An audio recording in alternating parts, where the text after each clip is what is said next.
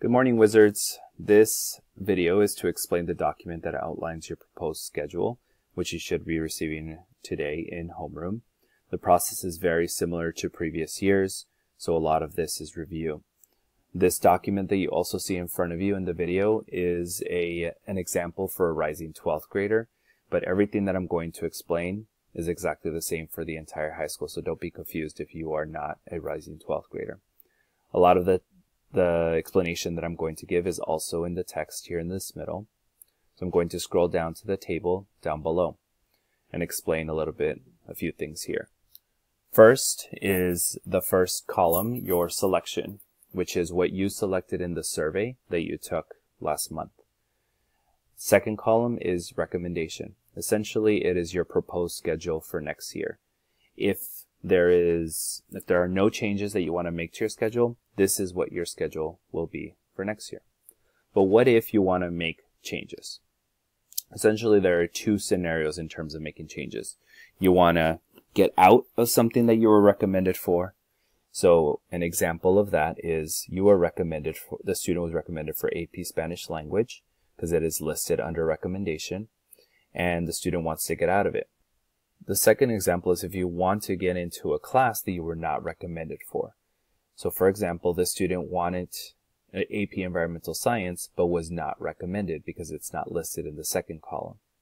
So those are two examples of some changes.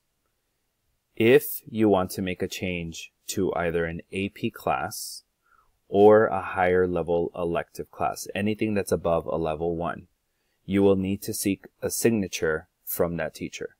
So in those two examples I gave, if the student wants to get into AP Environmental Science, the student will have 1 week to go to Ms. Fluke in this scenario and advocate to be in that class and then get a signature from the teacher, or advocate to get out of the class and get a signature. If there are no signatures, then my assumption is that the student will remain in those courses. The same for higher level electives. If you want to change your beginning level electives, so in this case, Dance 1, you want to take Band 1, all you need to do is write the course right here and turn it in. You do not need to get a signature for beginner level electives. In some cases, you may see language like this: speak to teacher if you want to be in blank class. Please follow those instructions if you want to be in that course. Otherwise, you will be enrolled in your selection. Make sure that you get that signature if you want to be in that higher level class.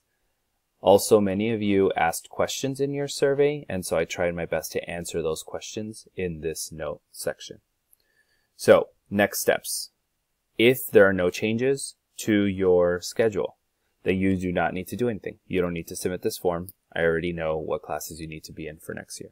If you do want to make changes, then remember, if they require signatures, you have 1 week. You have between now and next Wednesday, by the end of the day, to seek those teachers and get signatures and advocate for yourself. How do you know which teachers to seek out? You'll look at the bottom or at the back of your page.